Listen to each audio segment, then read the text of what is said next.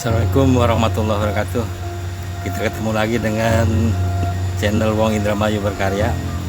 Kita akan menyikapi tentang YouTuber yang saat ini sedang viral. Siapa lagi kalau bukan Atta Halilintar. Dia mendadak sangat kenyang, tapi bukan kenyang pujian, tapi kenyang tamparan atau gambaran, atau orang Indramayu bilang kenyang tempilingan, atau kasarnya adalah kenyang kaprukan.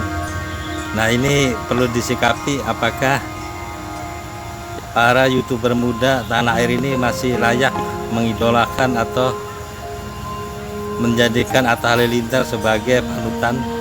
Nah, yang kita bahas ini nanti akan kita korek lebih dalam lagi, tapi sebelumnya seperti biasa, yang belum subscribe silahkan subscribe. Yang sudah subscribe silahkan klik tombol bergabung untuk mendapatkan beberapa fasilitas dengan biaya yang sangat ringan. Ayo kita lanjutkan.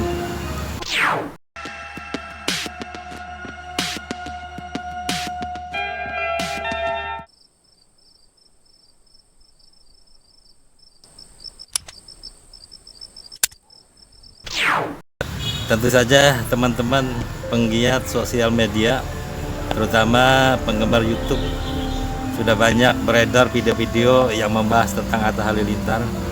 Bagaimana dalam 1-2 pekan ini dia mengalami kejadian sangat apes, dan itu terpampang langsung dari video-video yang beredar, baik yang ditayangkan oleh TV maupun yang diupload di sosial media YouTube. Yang pertama, kita lihat betapa marahnya Haritanu sebagai bos MNC Group. Dia datang ke situ dan langsung melakukan hamparan keras terhadap wajah Atta Halilintar. Dan ini sangat mengejutkan sebagai tokoh publik, seorang ketua partai dan seorang konglomerat, begitu gambarnya menampar Atta Halilintar, yang pada saat itu dia mengajak beberapa orang yang dimungkinkan sebagai preman atau orang bodyguard dari Atta Halilintar. Dan anehnya bodyguard itu sama sekali tidak berkutik, dan setelah kamera menyapit ternyata di samping dari Haritanu Sudibyo itu ada Hercules, salah satu tokoh preman nasional, penguasa Tanah Abang Jakarta. Dan tentu saja 5 orang maupun 10 orang dari bodyguardnya Atta Halilintar dia tidak akan berdaya, dia tidak akan punya nyali untuk melawan Hercules. Dan itu adalah kejadian pertama yang sangat memalukan bagi Atta Halilintar.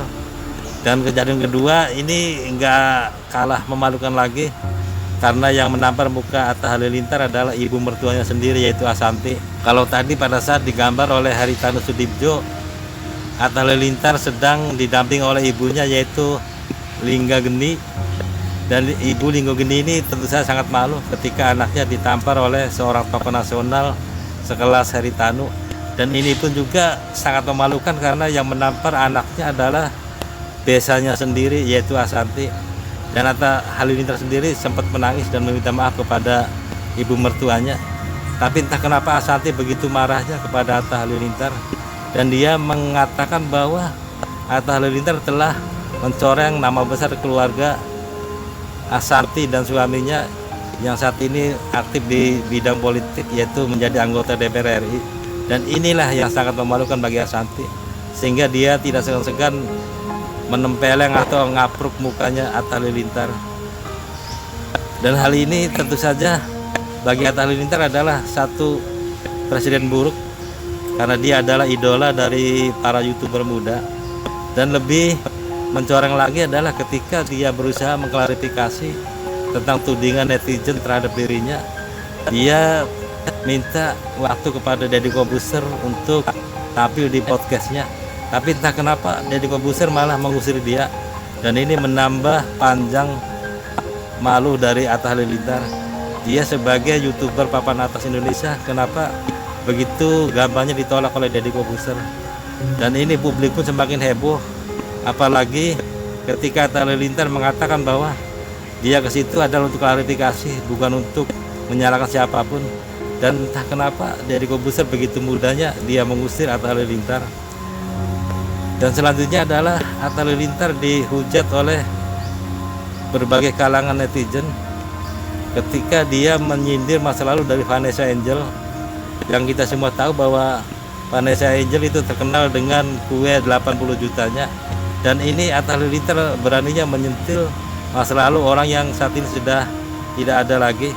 Dan ini mendapat kecaman dari para netizen, terutama dari fan-fan dari Vanessa Angel.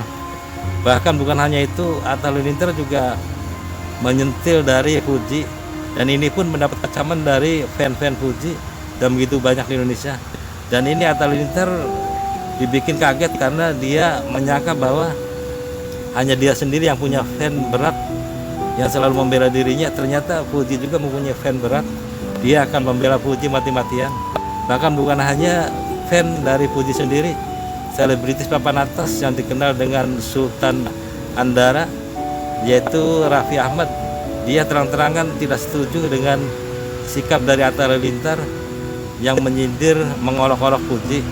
Bahkan Raffi Ahmad mengatakan bahwa akhlak dari Atta Halilintar kurang baik dan harus dibenahi. Nah, sekarang yang kita bahas di awal adalah masih layakkah Atta Halilintar menjadi panutan untuk YouTuber muda tanah air? Kalau saya pribadi masih layak, dengan syarat Atta Halilintar mau berusaha, mau berjuang, dan mau belajar untuk mengubah sikapnya. Karena orang yang baik adalah bukan orang yang tidak melakukan kesalahan, tetapi orang baik adalah orang yang ketika melakukan kesalahan, ia berusaha memperbaiki kesalahan itu. Nah, ini mohon maaf, ini Bang Haji Rhoma Irama saya kutip lirik lagunya karena ini sangat pas dengan kejadian ini. Dan Atta Halilintar sendiri harus berani mengubah sikap dirinya, karena harus sadar bahwa di atas langit masih ada langit. Sehebat apapun Atta Halilintar, pasti ada YouTuber lain yang lebih hebat dari dia, baik secara nasional maupun secara internasional. Sekali lagi saya mendukung sikap atau inisiatif Atta Halilintar untuk mengklarifikasi, dan dia berusaha mengubah dirinya untuk lebih baik lagi. Karena bagaimanapun juga manusia tetap ada khilafnya dan ada salahnya. Yaitu saja, kepada teman-teman YouTuber muda, tetap idolakanlah Atta Halilintar. Dia memang pejuang keras, dia bekerja keras sehingga sukses sampai saat ini. Assalamualaikum warahmatullahi wabarakatuh.